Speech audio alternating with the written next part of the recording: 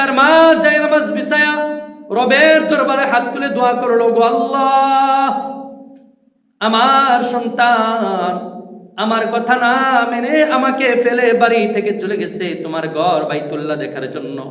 ওগো আল্লাহ, আমি আমার সন্তানের উপরে সন্তুষ্ট নই, আমি আমার সন্তানের উপরে সন্তুষ্ট নই। আমার যে সন্তান আমাকে ফেলে রেখে চলে গেল, ওগো আল্লাহ, তুমি আমার ওই সন্তানকে তোমার ঘর বাইতুল্লাহ দেখাইও না। এই বলে মা যখন সন্তানের জন্য বদদোয়া করলেন, আল্লাহর দরবারে কবুল হয়ে গেল। আব্দুল্লাহ মরুভূমির পথ পাড়ি দিয়া পায়ে হেঁটে হেঁটে আল্লাহর ঘর বাইতুল্লাহ দেখার জন্য রওনা করেছে। রাত্র যখন হয়ে যায়, কোন এক জায়গায় আব্দুল্লাহ আশ্রয় গ্রহণ। আল্লাহর বান্দা আব্দুল্লাহ তিনি আল্লাহর ঘর বাইতুল্লাহ দেখার জন্য যাবেন। মার একমাত্র সন্তান আব্দুল্লাহ একদিন মাকে ডাক দিয়ে বললেন, ও মা, আমি আমার রবের ঘর বাইতুল্লাহ দেখার জন্য যেতে চাই, আপনি আমাকে পারমিশন দেন।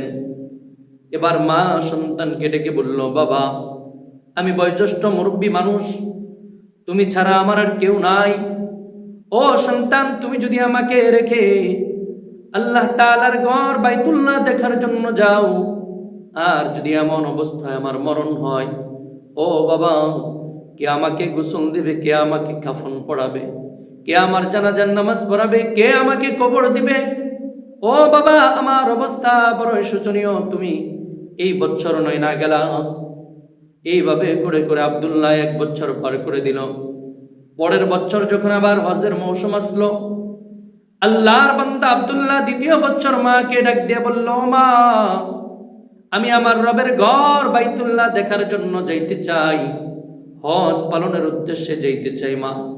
ও মা, তুমি আমাকে একটু যদি পারমিশন দিতা, আমি তাহলে আমার রবের ঘর দেখার জন্য যাইতাম। এই বছর আল্লাহর বান্দা আব্দুল্লাহ যখন তিনি তার মাকে এই কথা বললেন, আব্দুল্লাহর মা ডেকে বলল, ও বাবা, বিগত বছরের তুলনায় এই বছর আমার শরীরটা আরো বেশি খারাপ। আমার মনে হয় এই বছর বুঝি আমি আর থাকবো না, দুনিয়ায় চলে যাব। ও বাবা, তুমি এই বছর হজের জন্য যাও না। তুমি যদি চলে যাও, কে আমারে দেখবে, কে আমারে খাওয়াবে?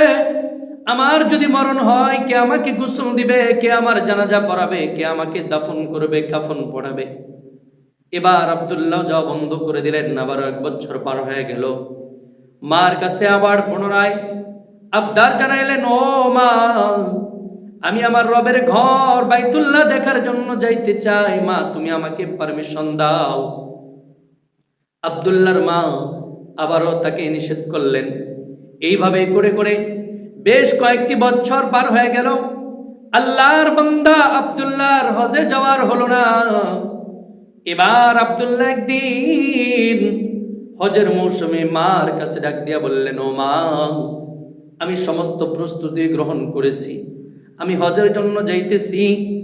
আব্দুল্লাহর মা ডাক দিয়া বললেন, ও বাবা, তুমি হজে যাও না।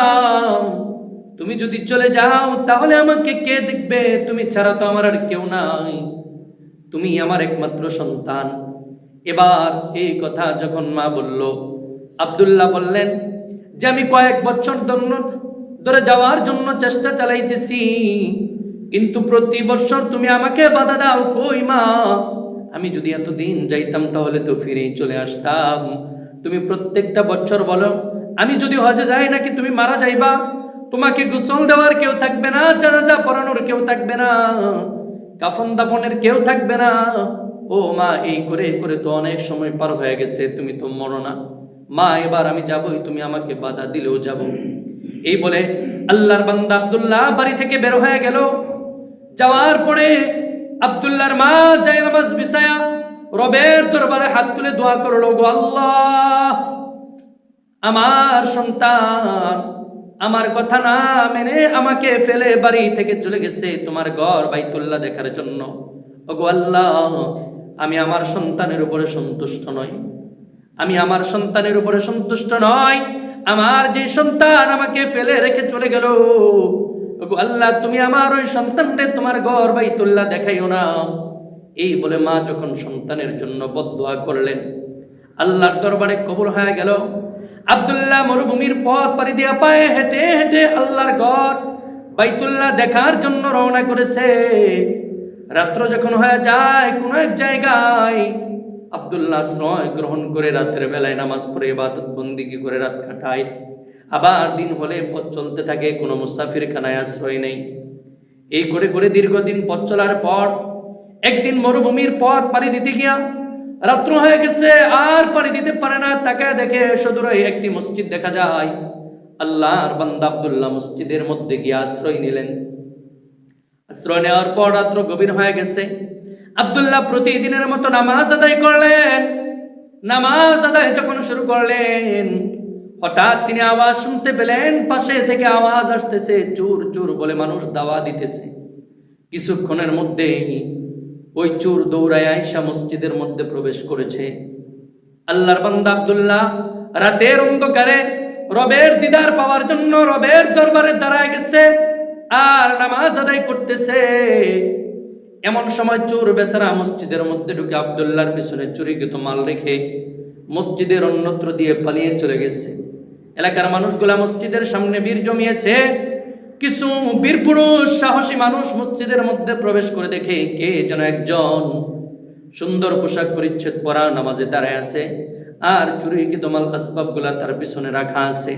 সবাই বলল, চোর বেচারা এবার আল্লাহর ইবাদতের ভান ধরে নামাজে দাঁড়ায় গেছে, অথচ চুরিকৃত মাল তার পিছনে পড়ে আছে। এই ভেবে মানুষ তাকে চোর ভেবে মসজিদ থেকে বের করে বেদম মারধর করলো। রাত্র পার হয়ে গেছে, সকাল বেলায় তাকে বিচারকের দরবারে নেওয়া হইল। মানুষ জিজ্ঞাসা করলো, তুমি চুরি করেছ, এই জন্য তোমার হাত কাটা হবে? চুরিকৃত মাল মসজিদে রাখছো, এই জন্য তোমার পা কাটা হবে?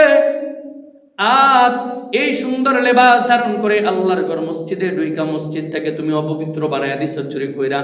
চুরিকৃত মাল রাইখা এই জন্য তোমার গলায় জুতার মালা পরায়া এলাকায় ঘোরানো হবে।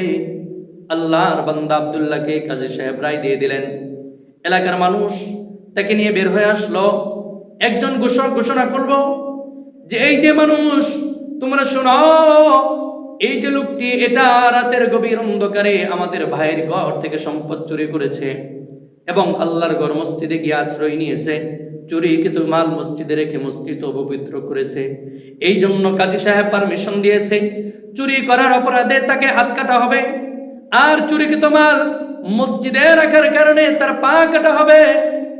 আর এই চুরিকৃত মাল চুরি করে মসজিদে রাইখা মসজিদকে নাপাক বানাইছে, সুন্দর লেবাস ধারণ করেছে, এই জন্য তার গলায় জুতার মালা পড়ায়া এলাকা সহ তাকে ঘুরানো হবে।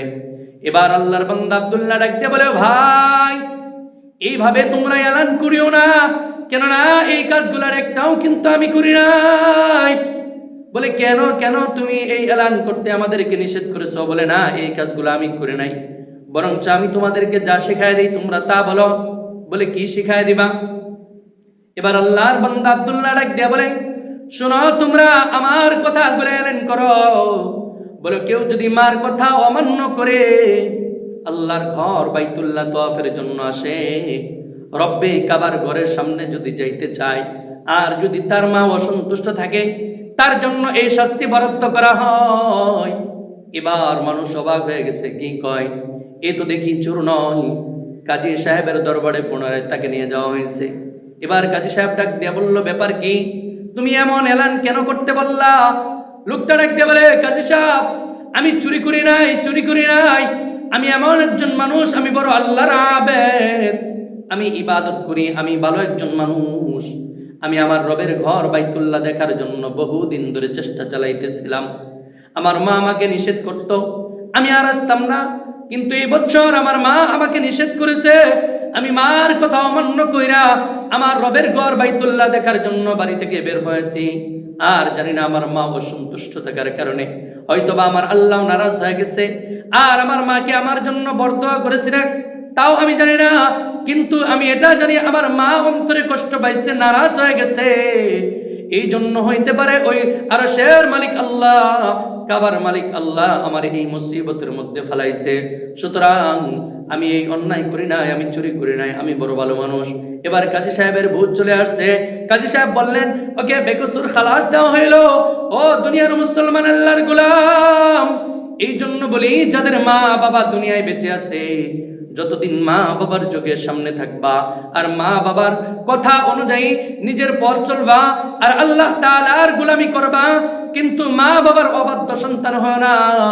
যদি মা বাবার অবাধ্য সন্তান হয়ে যাও আর ওই মা বাবা যদি নারাজ হয়ে যায়, আল্লাহ না করুক কোনো কারণে যদি আল্লাহ পাক রব্বুল আলামিনের দরবারে মা ও সন্তুষ্টি প্রকাশ কইরা রবের কাছে ফরিয়াদ জানাই, তাহলে কিন্তু রব সঙ্গে সঙ্গে ওই আব্দুল্লাহর মা দোয়া যেমন করে কবুল করে নিয়েছিল, হইতে পারে ওই আরশের মালিক আল্লাহ তোমার আমার মা বাবার বদদোয়া কবুল করে নিয়ে তোমারে আমারেও কোনো মুসিবতের মধ্যে ফেলায়া দিতে পারে।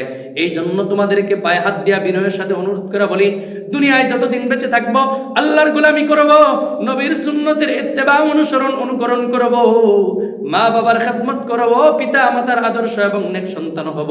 ওগো আল্লাহ, আপনি আমাদের সবাইকে মা বাবার নেক সন্তান হওয়ার তৌফিক দান করুন, মা বাবার খেদমত করার তৌফিক দান করুন।